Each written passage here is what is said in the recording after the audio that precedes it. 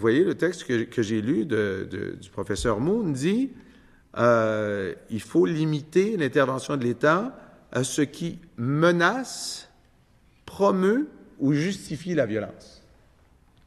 Alors, si la ministre voudrait débattre avec nous en disant, bon, c'est un peu plus riche que l'appel à la violence, la promotion de la violence, la justification de la violence ou la menace de la violence. Puis là, on pourrait débattre. Et il y aurait vraiment sujet à débat.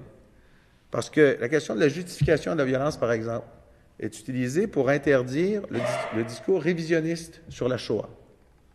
Alors, il y a deux types de discours révisionnistes sur la Shoah. Il y a des gens qui disent que ça n'a pas existé. C'est faux. Bon, ça c'est une révision de l'histoire. C'est une bêtise, comme dit le premier ministre. On a le droit de dire des bêtises. Moi, je crois qu'on a le droit de dire cette bêtise-là. Et que c'est au corps social de dire c'est une bêtise et que ce discours permis soit simplement marginalisé par la discussion publique. Maintenant, il y a des gens qui disent c'était une bonne chose, la Shoah. C'était une bonne chose. Il y a des gens qui pensent ça, qui sont un peu malades, qui pensent ça. Et donc, c'est une justification de la violence. Est-ce que ça devrait être interdit? Moi, je pense que non. Je pense que cette justification a posteriori de la violence ne doit pas être interdite, parce que ça fait partie du discours public, et on doit simplement marginaliser cette bêtise par la discussion publique et la connaissance historique. Maintenant, la justification a priori de la violence, on peut dire, elle ne devrait être interdite que si elle est assimilée à un appel à la violence. Alors moi, si on avait cette discussion-là, je dirais, j'aimerais savoir quelle est la différence entre la justification et l'appel. On devrait éliminer tous les membres de telle minorité. Ou comme disait Shakespeare dans une de ses pièces, d'abord, tuer tous les avocats. Bon. Est-ce que c'est un discours haineux? Du point de vue des avocats, certainement. Bon. Maintenant, est-ce que c'est de la discrimination? Est-ce que c'est de la détestation? Est-ce que c'est un appel à la violence? Ça se débat. Mais vous voyez, comme ce terme connu, écrit, répété très souvent sur des scènes de théâtre partout dans le monde, n'a jamais été considéré comme un appel à la violence qui devait être sanctionné par l'État.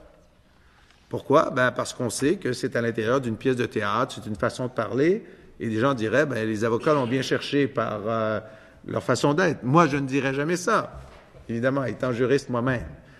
Mais on sent bien la difficulté que ça pose, parce que aujourd'hui, à l'ère de l'Internet et de Twitter et de la diffamation à 144 caractères ou moins, on arrive à traiter tout le monde de toutes sortes de choses. Et si Twitter avait existé et Facebook à l'ère de Shakespeare lorsqu'il l'a d'abord écrit, il y a sûrement des avocats qui auraient dit c'est un appel à la violence. Il appelle à l'assassinat de tous les avocats, emprisonnez-le. Et là, il aurait fallu aller débattre. Est-ce que c'est un vrai appel à la violence? Est-ce que c'est juste une formule de style? Et qu'est-ce qui est permis? Est-ce que c'est de l'art? Est-ce que l'art permet de dire des choses qui ne sont pas permises autrement? On aurait eu cette discussion-là. Mais donc, même lorsqu'on parle d'un appel à la violence, il faut avoir un critère qui dit, mais c'était un vrai appel à la violence. On était dans un contexte d'excitation d'une foule ou d'une personne pour pousser quelqu'un à commettre un acte violent.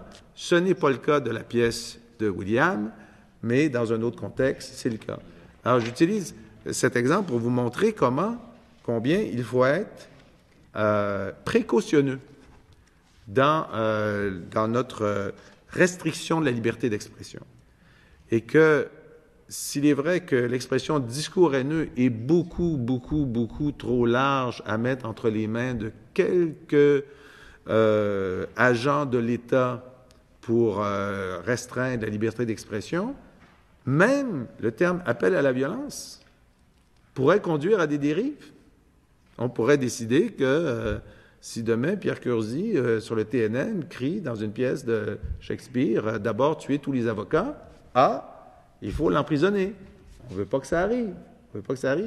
Alors, si c'est vrai que même avec appel à la violence, il faut faire preuve de discernement, alors que les mots sont clairs, appel à la violence, imaginez discours haineux, la porte de grange que ça constitue,